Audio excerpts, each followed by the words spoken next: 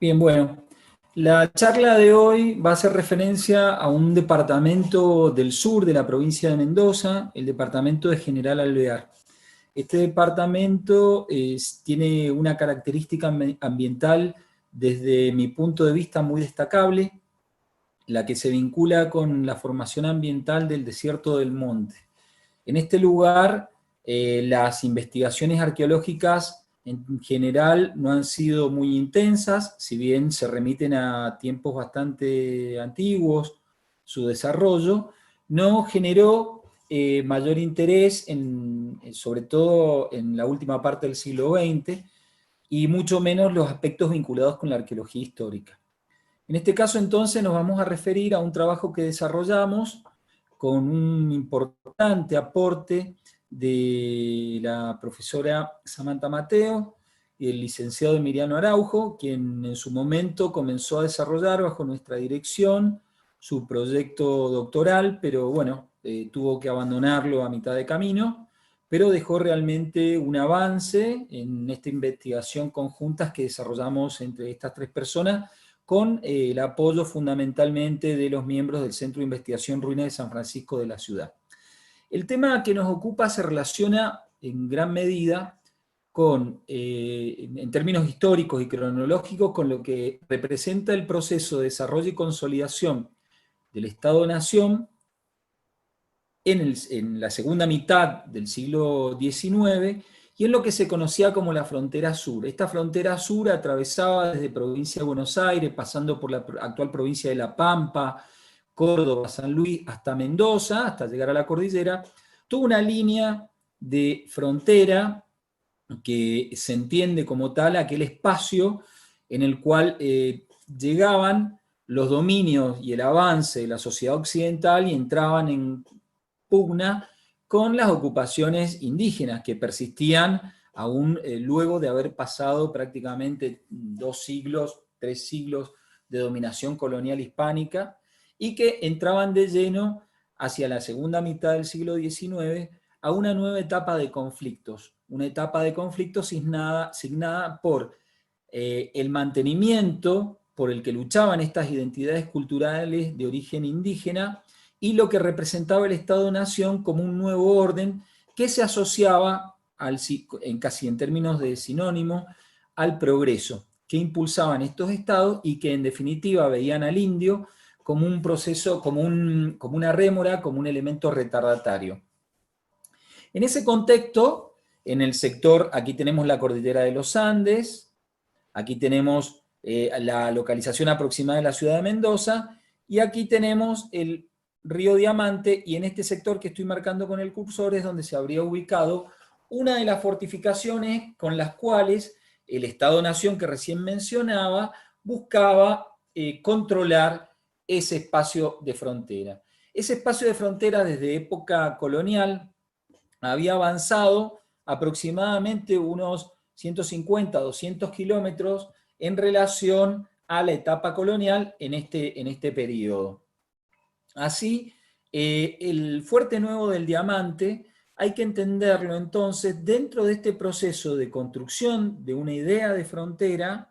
vivida por otro lado como tal por estas poblaciones en pugna, y que en definitiva nos van a permitir acercar al análisis del conflicto sociopolítico a el hecho de las condiciones de vida que existían en estos puntos de confluencia de distintas identidades de las poblaciones que lo habitaban, con lo cual nos acercamos a condiciones de vida propias de la que impone el mundo occidental, pero por fuera o en los márgenes de ese propio mundo occidental,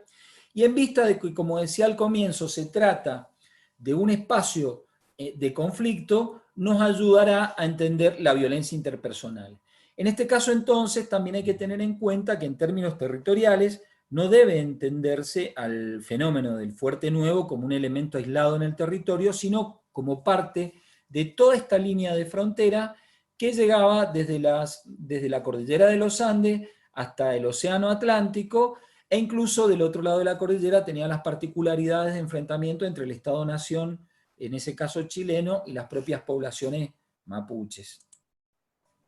El Fuerte Nuevo del Diamante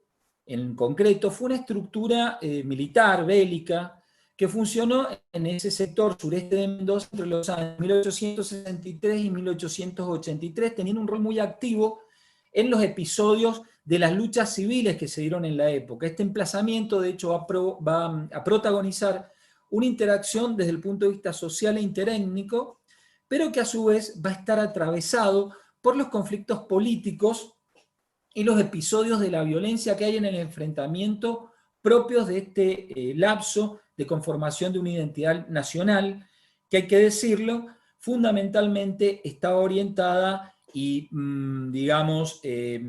formalizada dentro de un esquema ideológico liberal, concretamente el mitrismo. A pesar de esto, el fuerte, que vivió en torno a estos objetivos militares, una vez abandonado hacia finales del siglo XIX, la fortaleza fue olvidada.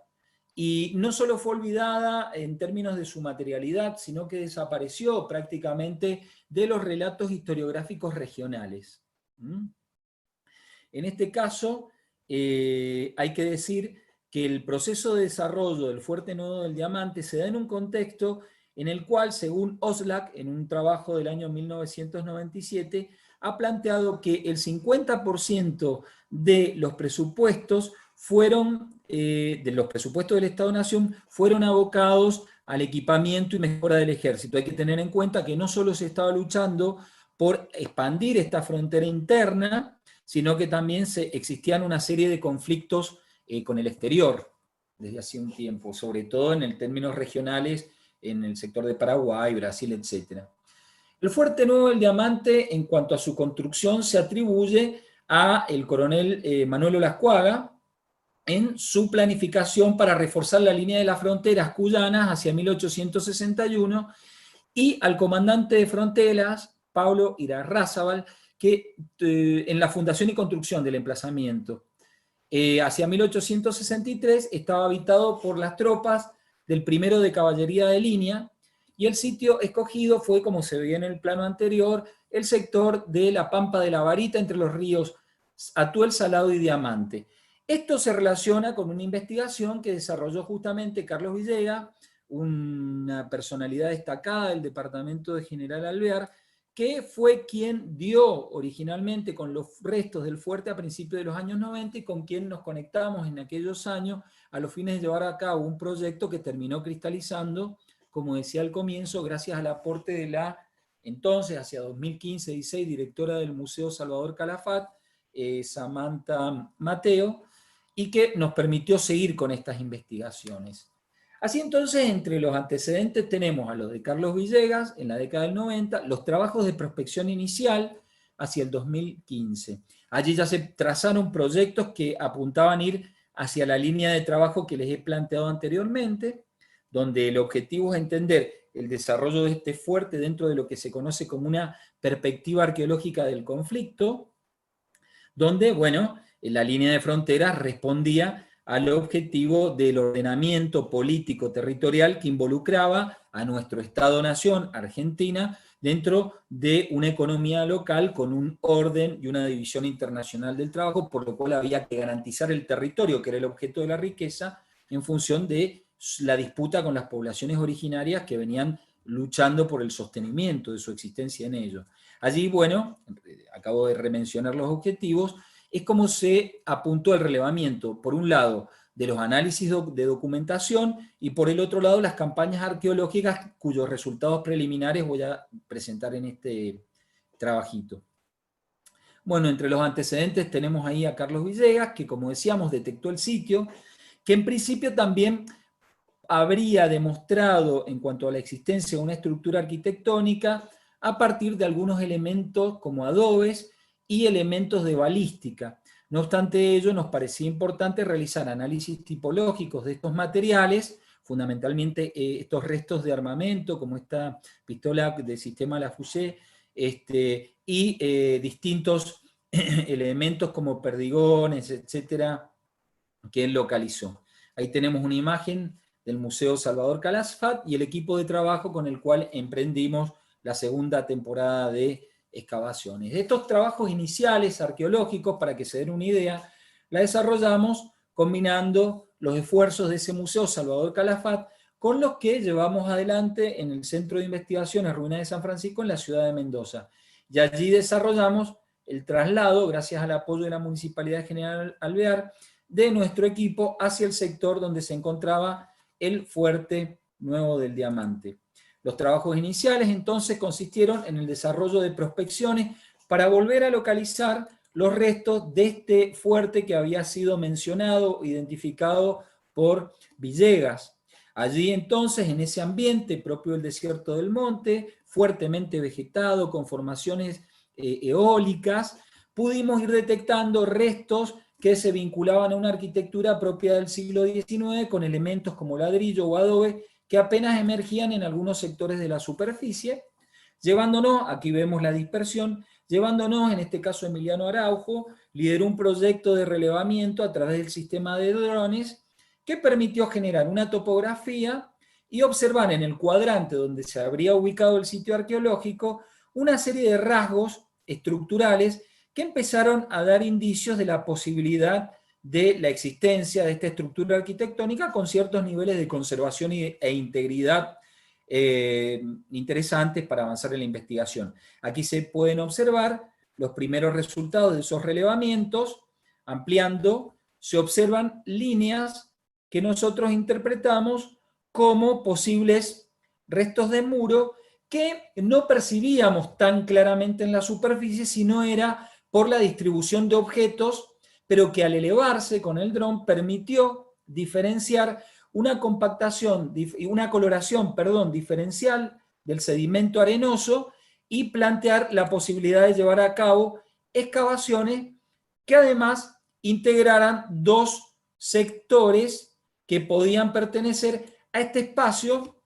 que nosotros interpretamos como correspondiente al Fuerte Nuevo. Aquí vemos la escala de una persona, en esta imagen se observa el descampado, donde aparentemente está la concentración de ladrillos, que nos generaba algunas preguntas en relación a las características estructurales del edificio que entendíamos había sido de adobe. Así entonces nos lanzamos a indagar en las condiciones de vida de los habitantes de esta zona sureste mendocina para caracterizar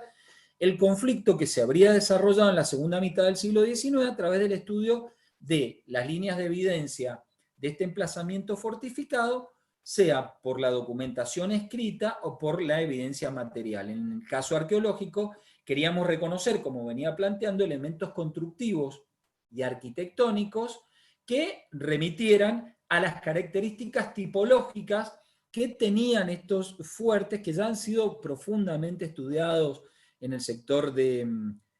por ejemplo, del sector de la provincia de Córdoba o la provincia de Buenos Aires o La Pampa. Allí necesitábamos determinar con claridad las cronologías y las secuencias temporales que podrían registrarse en el emplazamiento, lo que podríamos determinarlo a través no solo de la excavación estratigráfica, sino también a partir de los elementos o contextos de cultura material que nos permitieran ubicarnos en ese contexto de consolidación del Estado-Nación argentino entre 1861 y 1883, que es lo que la documentación plantea como de existencia de este fuerte. Esto nos habría permitido entonces cumplir con el objetivo de explicar los procesos que generaron estas situaciones de violencia y reconociendo de alguna manera a través de la cultura material existente las partes que estaban en pugna, los cambios y continuidades que se registraron a tenor de las características que asumía la dirección política del Estado-Nación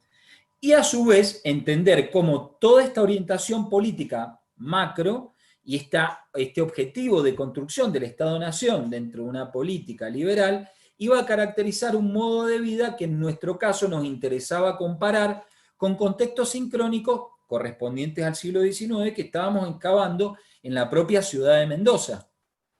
Así entonces, el análisis y relevamiento documental que realizó Emiliano lo puso de cara a fuentes éditas e inéditas. Allí tenemos algunas, como la de Foterigam, La vida de un soldado, Reminiscencias de la frontera, un coronel que realmente dejó reflejado datos muy interesantes, o Lucio Mansilla, para la zona en general del ámbito pampeano, en su excursión a los indios ranqueles, o incluso José Durán, el archivo del Cacicazgo de Salinas Grandes, donde hay características generales de las poblaciones nativas y la visión que tenían los militares, en este caso, de ellas. Las fuentes inéditas fueron relevadas fundamentalmente por documentos oficiales, también en algunos casos éditas como el periodo constitucional, el Archivo General de la Provincia de Mendoza, el Archivo General de la Nación y el Servicio Histórico del Ejército también aportaron fuentes de información que nos iban dando alguna característica de lo que era el lugar, por ejemplo, en este caso, donde se había emplazado el Fuerte Nuevo del Diamante. Allí, Miguel Méndez nos dice que está situado en un lugar muy malo porque las casas, como el cuartel, se los come el salitre. Pero esto de conservarlo era mi objeto, pero es preciso también conservar la tropa, pues es preciso que sepa que el Fuerte Nuevo es como el presidio de Ceuta, en África. No hay habitantes ninguno que tenga más llevadero sublevar esa tropa todos los meses. Esta cita es sumamente relevante porque nos está poniendo, en primer lugar, las características del entorno, en segundo lugar, la estructura del edificio y los edificios y el objetivo que llevaba a mantenerlo frente a condiciones ambientales, por ejemplo el salitre, que nos habla a su vez de una situación bastante poco llevadera para el desarrollo de algún sistema productivo y que impactaba fuertemente en la soldadesca, es decir, en los soldados que tenían que allí mantenerse. En este caso es muy interesante un dato. Primero, la comparación al sistema de presidio de Ceuta en África, que realmente comparar un fuerte del Estado-Nación que está tratando de ejercer un dominio territorial con un presidio ya es muy decidor, ya nos dice mucho de las condiciones en que vivía la tropa y por otro lado nos dice que era imprescindible para él mantener las condiciones a los fines de que no se produjeran sublevaciones, que por cierto, y sin entrar en mayor detalle, es lo que se produjo en el Fuerte Nuevo del Diamante. Por ejemplo, Custodio Ponce, hacia 1866, al hablar de una sublevación, dice que durmiendo oyó tiros y mucho ruido, se levantó y salió a la plaza del cuartel. Ahí tenemos un elemento de la arquitectura del emplazamiento. A ver qué sucedía. Allí no encontró a nadie y salió fuera del cuartel. Ahí nos está hablando de un elemento extra e intramuros con la plaza a nivel intramuros, que antes de ponerse en marcha fue a un rancho donde estaba herido el alférez don Antonio Puebla, que es contra el que se sublevaron las tropas. Nos está hablando de un rancho identificado por fuera o diferenciado del sector donde vivían estas tropas. Sigo, y le hizo presente que si marchaba con los amotinados era con el solo objeto de salvar su vida y la de los oficiales, pero que en la primera ocasión favorable se volvería. Custodio Ponce, no voy a entrar en detalles en este caso, pero lo que está diciendo frente a la justicia en Mendoza, esto es un alegato ante la justicia, es que tuvo que sublevarse con la tropa a los fines de, metido en este grupo criollo, entre criollo nativo, que eran las personas que se sublevaban por las condiciones de vida a las que se sometían, se sumó a los amotinados justificando su apoyo a los mismos a los fines de minimizar el impacto o la venganza que podría pesar sobre Antonio Puebla, que era uno de los jefes. Entonces vean en esta pequeña cita cómo es muy rica la información, por un lado la arquitectura, por otro lado la estructura de funcionamiento o la estructura del fuerte, pero a su vez cómo funcionaba esta situación de equilibrio inestable permanentemente. ¿Cómo era este? Hay una autora, una autora que se llama Aurora, Mónica Sánchez, que hace una biografía de Julio Argentino Roca, que estuvo radicado en este fuerte, en esta etapa de la década del 60 del siglo XIX, y dice que es un acontonamiento en forma de paralelogramo, de construcción precaria, con una empalizada de palo a pique, puerta de acceso, y algunos galpones de adobe con techo de paja o jarilla, destinados a vivienda de los oficiales, oficina del destacamento y alojamiento de los soldados. En Sánchez es retomada por Carlos Villegas y realmente no encontramos la posibilidad de fundamentar documentalmente esta cita, pero nos queda como hipótesis en relación al sistema de acondicionamiento de la fortaleza, sobre todo porque ella hace una biografía de Julio Argentino Roca donde él relata su experiencia en este fuerte. Estos serían elementos para corroborar arqueológicamente. Otra cita de 1868, Fotheringham dice que al sur de Mendoza estaba la guarnición de San Rafael, un poco más al norte de lo del Diamante, a lo largo del río Diamante, sí, el fuerte de San Rafael un poco más al norte, y el río Diamante un poco más al sur. Y dice que a lo largo del río Diamante había uno que otro fortín insignificante, más para conservar la comunicación con la extensa línea este que para contener las invasiones. Esto es interesante, ¿por qué? Porque en la documentación se ha registrado cómo hay una constante petición por parte de las autoridades del fuerte, de la fortificación o de las autoridades militares, a la provisión de alimentos, por ejemplo, vacunos para la alimentación de la población, de caballos. En algún momento llegan a mencionar que los indígenas habían estado muy cercanos al fuerte y ellos no los habían podido salir a perseguir por falta de caballos. Las condiciones de precariedad en la vida quedan reflejadas por último en un momento en que se hace una inspección y solo había un habitante que estaba en condiciones de desnudez total y es trasladado a Mendoza. Es decir, que el fuerte fue realmente un punto que se asimilaba más a un puesto poco surtido por parte del Estado-Nación y que destaca, en definitiva, el rol y el peso que cupo a los soldados que eran llevados por obligación al mismo en su sostenimiento. Esta es la situación documental que les sintetizo, en la cual nosotros salimos en las campañas arqueológicas, luego de tener los planos que les mostré al principio, los relevamientos, a determinar las características que tenían, por un lado, las dispersiones de materiales arqueológicos a nivel superficial, y las características de dos estructuras que habíamos identificado por el vuelo con dron, y empezar a realizar sondeos y excavaciones. Como ven, el paisaje era sumamente homogéneo. Sin embargo, se destacaban en este punto de observación la concentración de materiales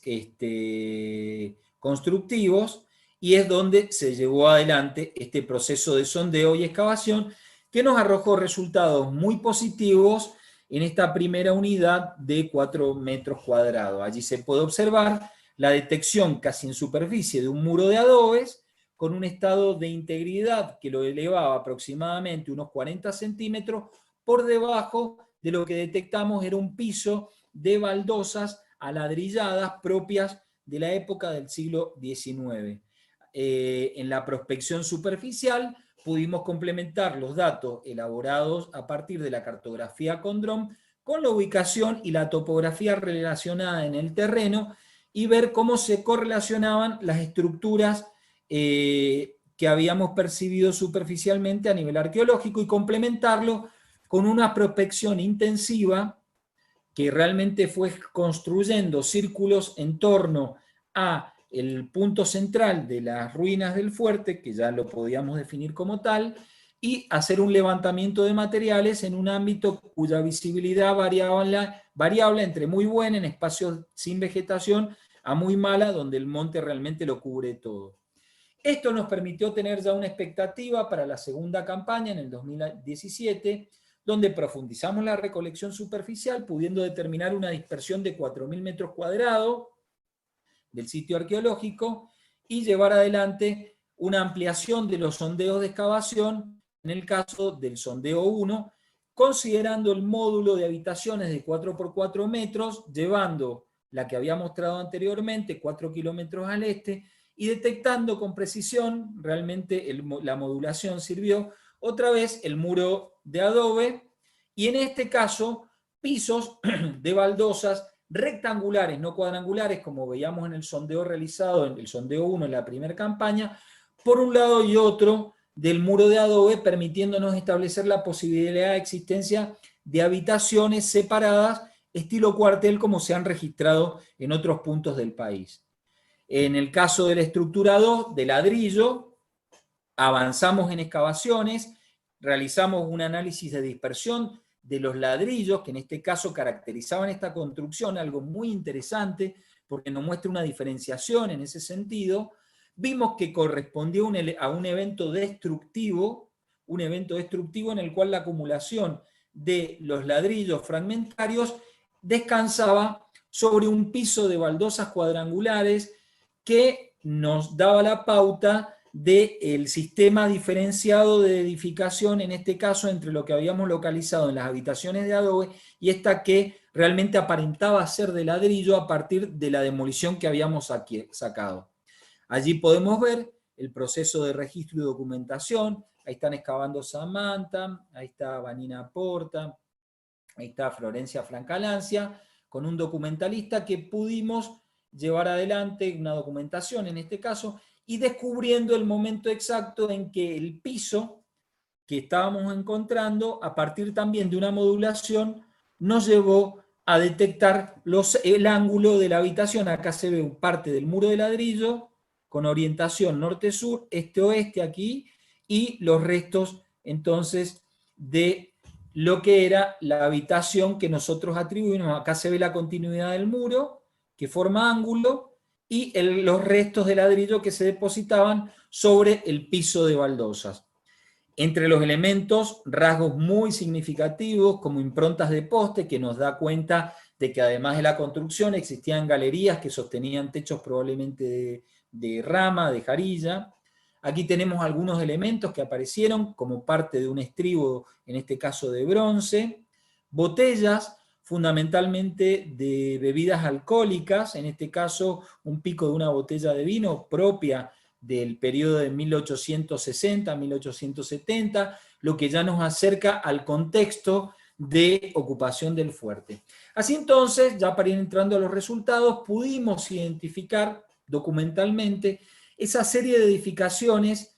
que, como veíamos en la documentación, se planteaba como cuartel, rancho, cuadras y plazos. No hay menciones explícitas a un foso o un muro perimetral,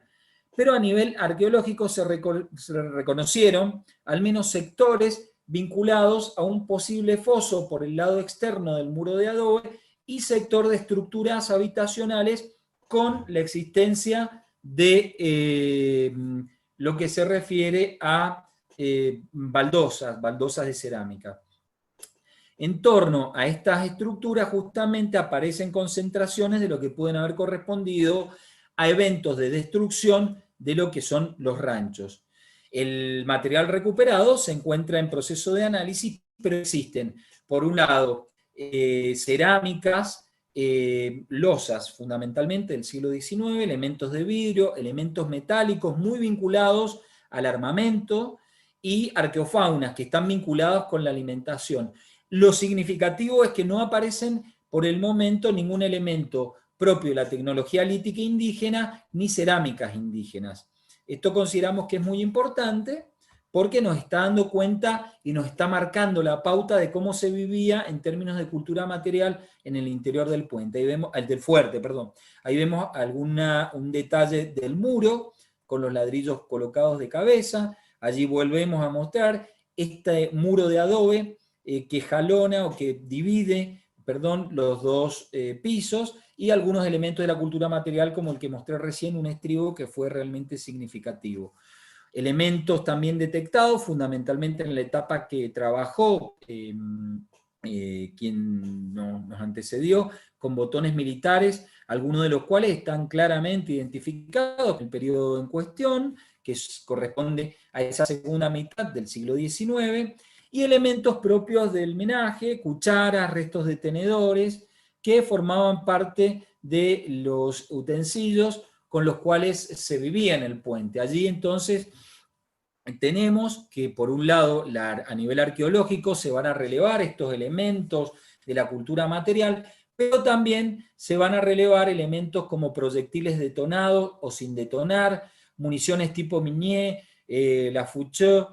perdigones, e incluso ese mecanismo de pistolón, la Fouché de 1870 aproximadamente. Esto, digamos, se complementa con la documentación que alude a esas condiciones de vida en el Fuerte Nuevo, que no es abundante, pero se complementa de alguna manera con los elementos arqueológicos que hemos encontrado. Es muy interesante ver que hay un reclamo constante de ganado, de vaquillones, incluso de caballos, pero fundamentalmente de vaquillones para mantener a la población que vivía allí. No obstante, en caso, los resultados arqueológicos, los hallazgos arqueológicos, nos ponen, además de la balística, con hallazgos como restos de un basurero, restos zooarqueológicos que encontramos en un basurero, donde observamos por un lado restos de fauna mayor, entendemos que puede tratarse de un cráneo y vértebras de un chivo, de una cabra, pero fundamentalmente también de fauna menor, con gran contenido alimenticio, calórico, como el piche, el armadillo, Saedius pichi, que encontramos carcasas y que estarían indicando, junto con el descarte de elementos de la vida cotidiana como cerámicas y vidrio, parte del descarte de la basura en el consumo de los habitantes de este fortín. Ahí tenemos parte de lo que puede ser un húmero, creo que era, de Ovis capra. Todo esto entonces supuso un intensivo trabajo que demandó un fuerte apoyo de la Municipalidad de General Alvear, una logística muy importante, avanzar por caminos que llevaban hasta un puesto en el que tuvimos la oportunidad de conocer a sus habitantes y empezar a observar, ya que más allá de los resultados que vengo narrando en relación al conocimiento de la historia del Fuerte Nuevo, hay que tener en cuenta que estamos a más de 100 kilómetros de Corral de Lorca, de Lorca, que es donde se ubica, sí creo que más, unos 100 kilómetros, poco menos, no tengo ahora el dato preciso, que es la población, donde está el centro urbano, digámoslo así, con la escuela, el centro de salud. Tenemos una vida en puestos y para acceder hace falta llegar por estos caminos del monte, que desde nuestro punto de vista y en vínculo con lo que sería la investigación puesta en valor para el uso público, sería muy favorable en cuanto a la integración de lo que supone la vida en el pasado y en el presente, en este tipo de paisajes que en Mendoza ocupan más del 50% de su superficie y que desde mi punto de vista, en términos del turismo, se le ha estado dando la espalda en la medida que se ha mirado siempre el oeste y la cordillera. Yo creo que ha llegado el momento, y hay muchos involucrados en esto, de ponernos de cara al este, a la vista de estos paisajes que ofrecen posibilidades de turismo aventura. Acá tenemos lo que fue un día de lluvia y la posibilidad de acceder al sitio, accedíamos aproximadamente hasta los 2 kilómetros en camioneta o 1 kilómetro y después debíamos caminar. Y como ven, realmente es un paisaje hermoso, con una vegetación de algarrobos, jarillas, que realmente es de cactáceas, que realmente es hermoso para andar, caminar, aunque a veces nos enterramos un poco en el barro, pero que realmente es sumamente sugerente a la hora de generar en torno a este fortín relatos como el que acabo de sintetizar muy brevemente, pero que pueden posicionar al visitante en sistemas de recorridas que pueden articular con estas visiones del paisaje e incluso integrarse en los puestos que tienen esta belleza florística, con ganadería actualmente en explotación,